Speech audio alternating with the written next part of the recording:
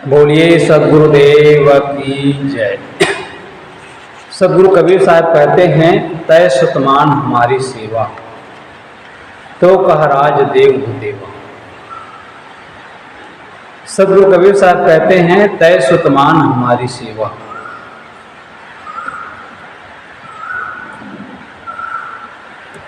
सदगुरु कबीर साहब कहते हैं, तय सुतमान हमारी सेवा। यहाँ पर सुत जो शब्द होता है पुत्र के लिए होता है, लेकिन सदगुरु कबीर यहाँ गुरु परंपरा के अनुसार शिष्य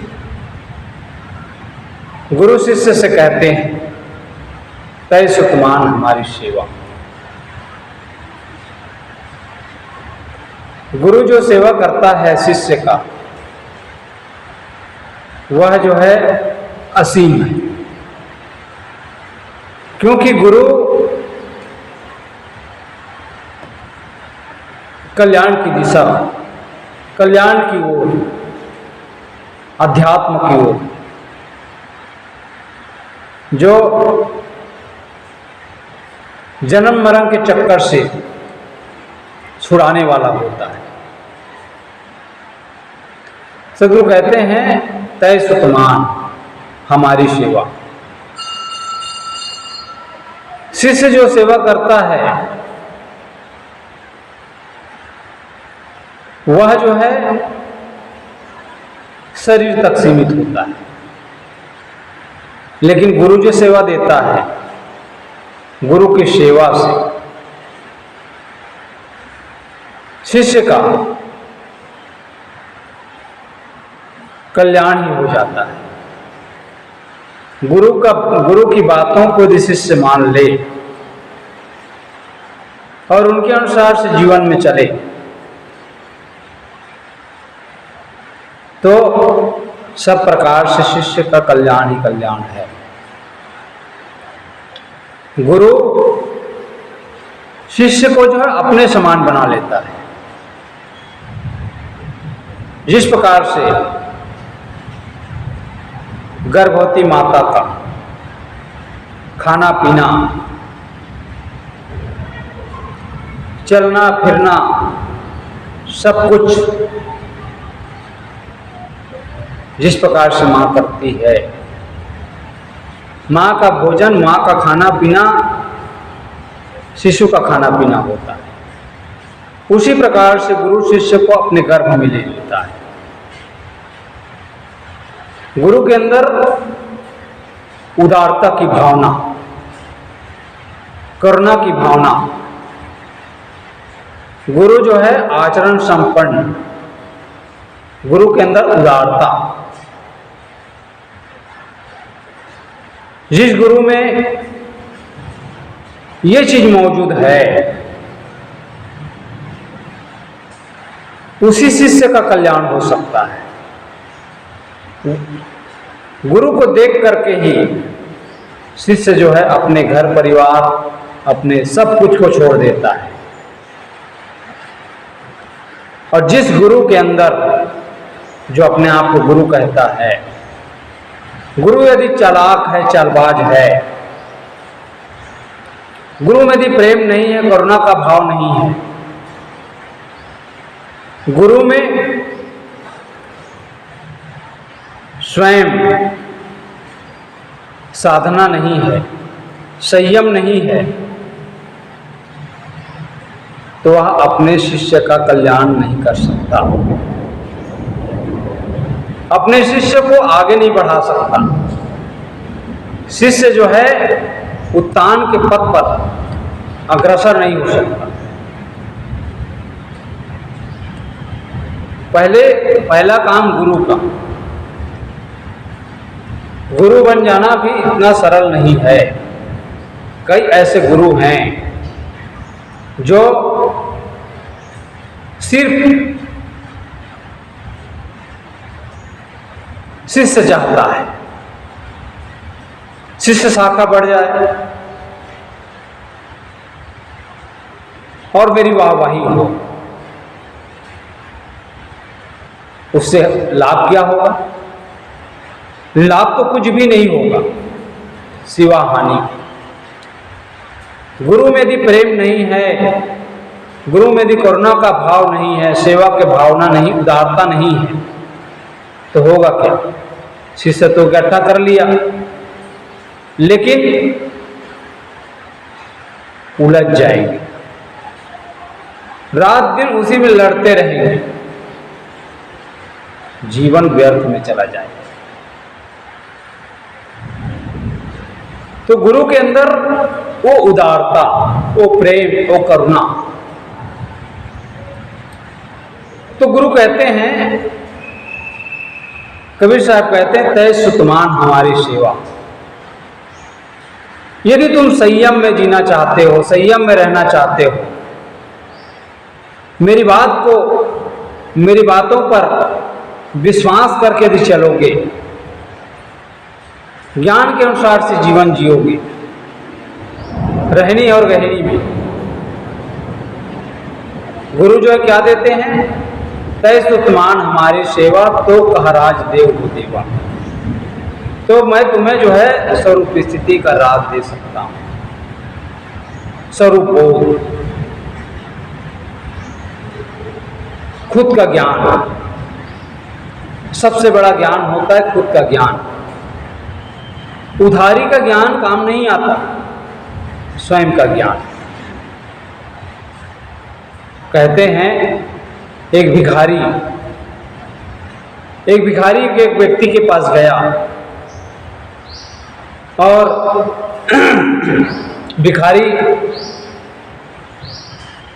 भिखारी जो है कहने लगा, बाबूजी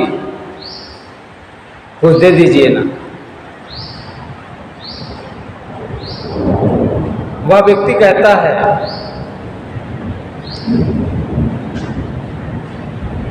मेरे पास दो प्रश्न है, दो बातें हैं, अब तुम उसमें से कौन सा स्वीकार करना चाहते हो? वह व्यक्ति कहता है, मैं तुम्हें 10 रुपया दे रहा हूं, 10 रुपया को लेना पसंद करोगे कि 10 रुपए कमाने का मैं तुमको ज्ञान दूंगा? तो भिखारी कहता है, बाबूजी मुझे 10 रुपया मत दीजिए, 10 रुपया कमाने का ज्ञान दे दीजिए, फार्मूला दे दीजिए। क्यों? 10 रुपया तो एक ही बार मिलेगा, लेकिन फार्मूला बता दिया जाएगा तो 10 रुपया कमा सकता है। तो गुरु जो है शिष्य को वह ज्ञान देता है जिससे जो है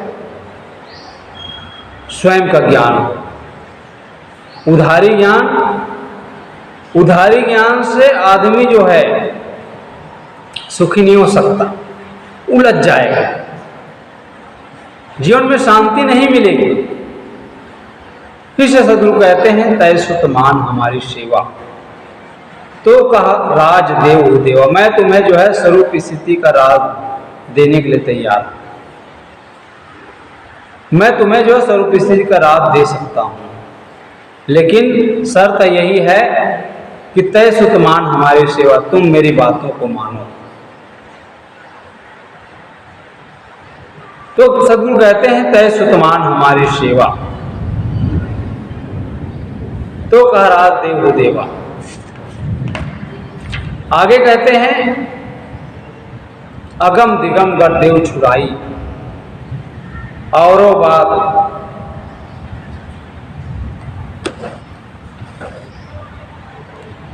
सदगुरु कहते हैं, अगम कहते हैं अदृश्य को, अदृश्य की अवधारणा,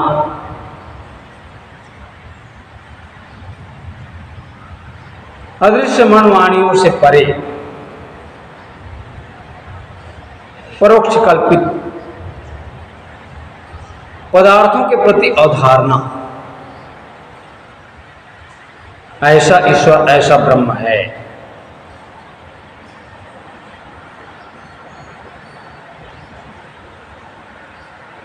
यह भी कहा है एक मानसिक कारावास है, अवधारणा जो दिखाई नहीं देता है, अदृश्य है, मन वाणी से परे,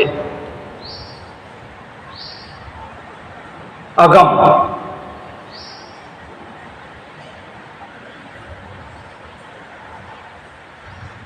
उसकी हम कल्पना करते हैं।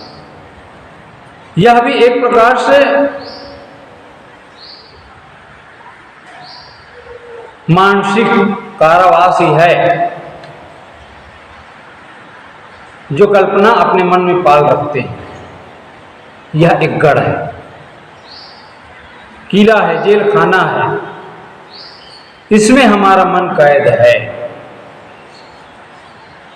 और इसी के इर्द गिर्द हमारा मन घुमा करता है और इसमें बड़े बड़े लोग बंद हैं।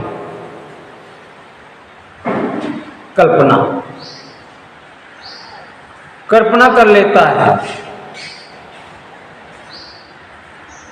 और पूरा जो है व्यक्ति का जीवन बीत जाता है। और दूसरा जेल खाना है त्रिगम, जो इंद्रियों से दृश्यमान विषयों के प्रति आसक्ति, प्रत्यक्ष जो 5 विषय है,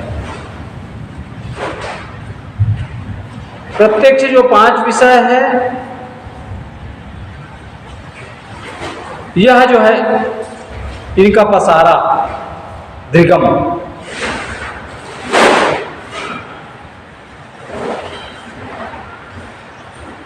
ध्यान देने योग्य बात है, वाणी और खाणी दोनों से छूट जाना। जो दोनों से छुड़ा लेता है वह व्यक्ति भाग्यशाली है, जो खाणी वाणी जाल से मुक्त हो जाता है। तो यह जो जीवन है अगम द्विगम, परोक्ष और प्रत्यक्ष के कैस से नहीं छूटता, तब तक अपरोक्ष का ज्ञान नहीं होता, तब तक जो है भीतर का ज्ञान नहीं होगा। 3 विषय है, परोक्ष, प्रत्यक्ष और अपरोक्ष। अपनी आत्मा से भिन्न ईश्वर ब्रह्म, ये क्या है? परोक्ष है। साहब बैठे, कुर्सी और कुर्सी वाला ले ली कुर्सी। तो जो है परोक्ष,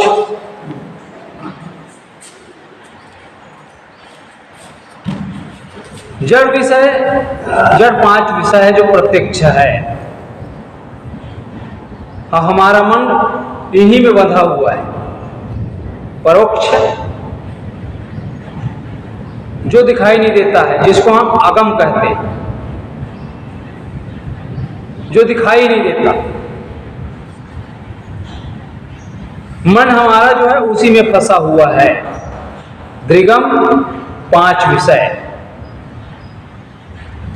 5 विषयों में ही जीव जो है रमता रहता है, उन्हीं के चक्कर काटता रहता है। जब गुरु के द्वारा बोध होता है, गुरु के द्वारा ज्ञान प्राप्त होता है, गुरु हमें वह राज्य देते हैं, स्वरूप स्थिति का राज्य, जो हमारे मन में उठने वाली जो चाहनाएं हैं, इच्छाएं हैं, वासनाएं हैं, विषयों के प्रति जो आसक्ति है, आकर्षण है, उसको खत्म करते हैं और साधना पथ में अग्रसर करते हैं। तो गुरु हमें स्वरूप स्थिति का राज देते हैं। जो किला है विषय शक्ति का और जो कल्पना, ये जो दो गढ़ है, किला है, इनको जो ढा देते हैं। तो सदगुरु कहते हैं अगम दिगम गढ़ देव छुड़ाई और बात सुनो कछुआई। तो यह दो जो है जेल खाना से छुटकारा और स्वरूप की स्थिति का रास्ता जो है सदगुरु बताते हैं। और आगे सदगुरु कबीर साहब क्या कहते हैं? आगे सदगुरु कबीर साहब कहते हैं उत्पत्ति प्रलय देव दिखाई, मैं तुम्हें ऐसी दिव्य दृष्टि दिखाऊंगा उत्पत्ति प्रलय को देख सको।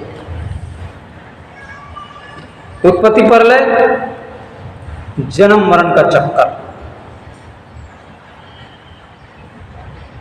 उत्पत्ति प्रलय, फिर जन्म लेना फिर मरना, यही काम तो कर रहा है। और ये क्यों हो रहा है? ये हो रहा है विषयों की आसक्ति के वश और कल्पना। और ये जब दोनों छूट जाएंगे,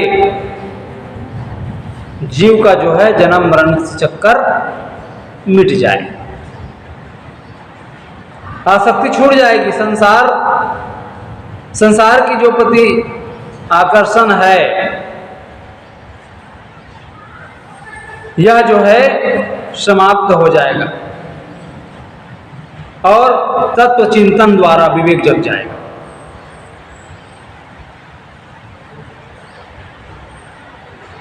तो सदगुरु कबीर साहब कहते हैं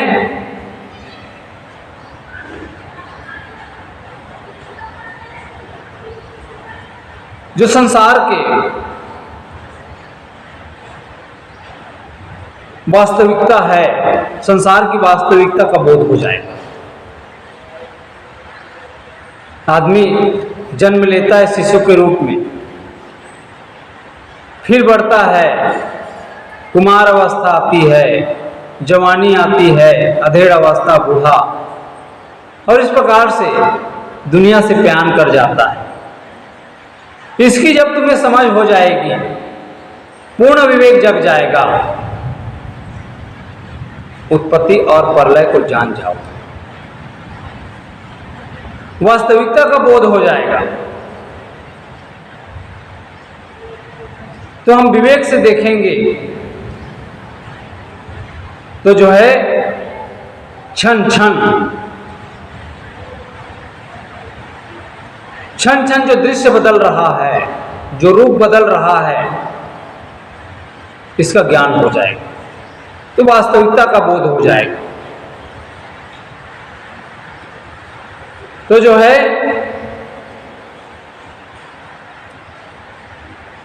विवेक से जब हम उसे देखते हैं, देखने लगते हैं, क्या है जिसके प्रति हम आसक्ति बनाए रखे हैं? यह मकान क्या है?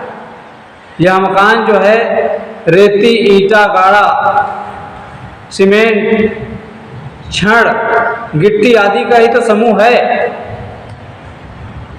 और यह एक दिन ढह जाता है, जिसके प्रति हमने आसक्ति बनाया है। इसी प्रकार से शरीर है पंचभौतिक, जो 5 तत्वों से निर्मित है, और एक दिन ये ढह जाना निश्चित है। और इन्हीं की आसक्ति, इन्हीं का मोह, इन्हीं के मोह में हम रात दिन पड़े हुए हैं। इसका बोध जब हो जाएगा तो मनुष्य जो है साधना के मार्ग में लग जाएगा। तो गुरु जो है आत्मचिंतन देते हैं, परखाते हैं स्थूल चीजों को, यह सब खो जाने वाली है। दद्दा देखो बिन सनहारा, सदगुरु कबीर साहब कहते हैं दद्दा देखो बिन सनहारा, जस देखो तस करो विचारा। सारे चीज विनाश के गर्त में जा रहा है। दद्दा देखो बिन सनहारा, विनाश होते देख रहा है, फिर भी जो है आशा लगाए रखा है कि मैं तो नहीं मरूंगा, सब मर जाएगा लेकिन मैं जो है जो का तो बना रहूंगा। कुछ भी नहीं रहने वाला है, न शरीर, न धन, न घर, न परिवार, कुछ भी नहीं।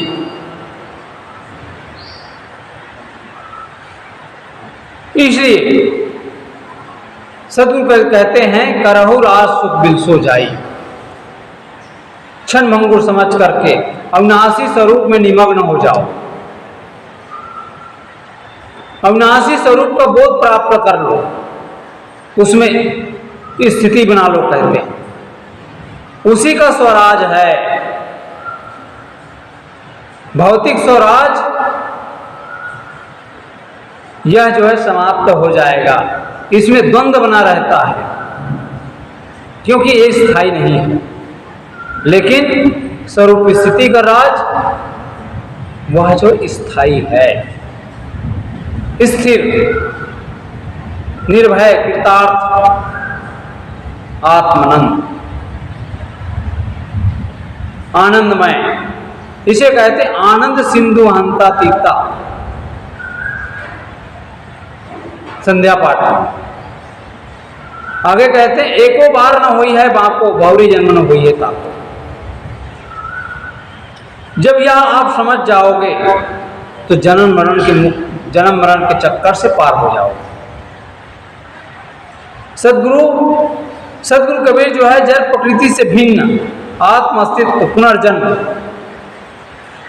कर्म फल भोग, वासना त्याग से मोक्ष मानते हैं। इसलिए वे कहते हैं बहुरी जन्मन हुई है बाको, बहुरी जन्मन हुई है ताको।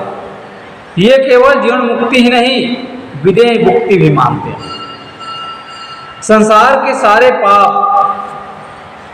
चोरी, हत्या, व्यभिचार, नहीं खाने योग्य चीज, अभक्ष भोजन, चोरी, ठगाई, आसक्ति के कारण ही ये सारे पाप होते हैं। और ये पाप वही करता है जिनके प्रति, विषयों के प्रति आकर्षण है। जितना अधिक आकर्षण होगा उतना अधिक पाप होगा। सदगुरु कहते हैं अनासक्त व्यक्ति ही सारे पापों से बच सकता है। सूर्य उगने पर अंधकार समाप्त हो जाता है, बस यही घना सुख है। निष्पाप जीवन ही तो आनंद का सागर है। तो आनंद से भरा जीवन सब चाहते हैं। दुख कोई चाहता है? दुख कोई नहीं चाहता। हर व्यक्ति सुख ही चाहता है। हर व्यक्ति का मूल सुख की प्राप्ति है, लेकिन काम करता है दुख का, विषयों का, मन की मलिनता का, तो व्यक्ति कहां सुखी हो पाएगा? व्यक्ति सुखी नहीं पा सकता है, सुख को खोजता रह जाएगा। छल छद्म करता है, किसके लिए? अपने लिए, अपने परिवार के लिए। लेकिन सब व्यक्ति ये शरीर जहां तक है, ये सब शरीर तक सीमित है वस्तु, और उन्हीं के लिए आदमी जो है छल कपट, छल छद्म करता रहता है। जिस व्यक्ति का हृदय शुद्ध हो जाएगा, मन जब शुद्ध हो जाएगा, तो वहां पर मेरा और तेरा की भावना नहीं होती। मेरा और तेरा की भावना समाप्त हो जाती है। जब तक मेरा और तेरा की भावना है, आप आध्यात्मिक व्यक्ति नहीं हो सकते। मन का शुद्ध होना आवश्यक है। मन शुद्ध हो गया, आप जीते जी मुक्त हैं। मन यदि अशुद्ध है, मन में यदि बुरी भावना है, छल है, कपट है, राग है, द्वेष है, प्रपंच है, तो आप मुक्त नहीं हो सकते। आप दुख से पार नहीं जा सकते। दुख बना का बना रह जाएगा। इसीलिए दूसरे के दुख को देखकर आप सुखी नहीं हो सकते। दूसरे को दुख को देखकर आप दुखी होते हैं, समझ लीजिए कि आप आध्यात्मिक व्यक्ति हैं। और यदि दूसरे के दुख को देखकर सुखी होते हैं तो जो है आपसे बड़ा पापी और कोई नहीं, वो व्यक्ति आध्यात्मिक नहीं हो सकता है। तो जीवन जितना निष्पाप होगा उतना ही आदमी सुखी होगा, तब जो है पूर्ण सुखी हुआ जा सकता है। सद्गुरु कबीर कहते हैं, निश्चय वचन कबीर के माना। कबीर की यह बात निश्चय करके मानो।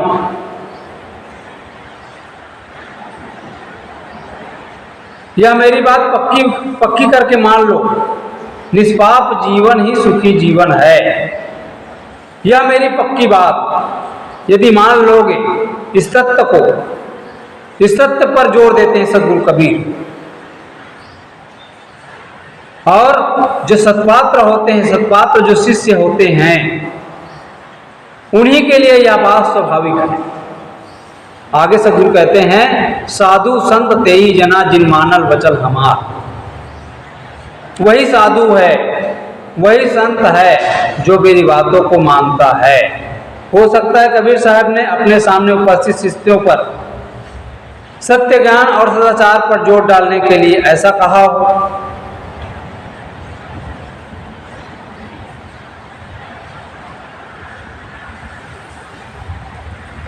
तो सद्गुरु कबीर साहब कहते हैं, जो अनुशासन में है वही साधु है।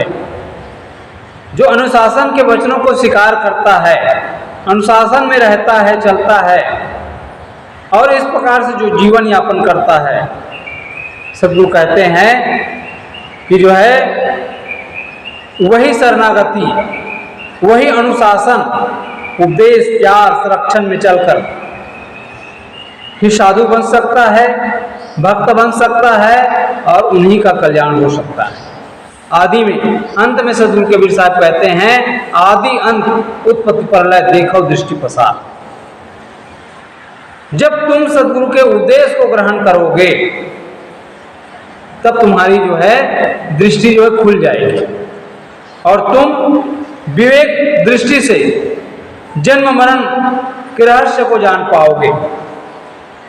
उत्पत्ति प्रलय जो परिवर्तनशील जो देख रहे हो उसका जो मैं पता चल जाएगा, उसका ज्ञान हो जाएगा।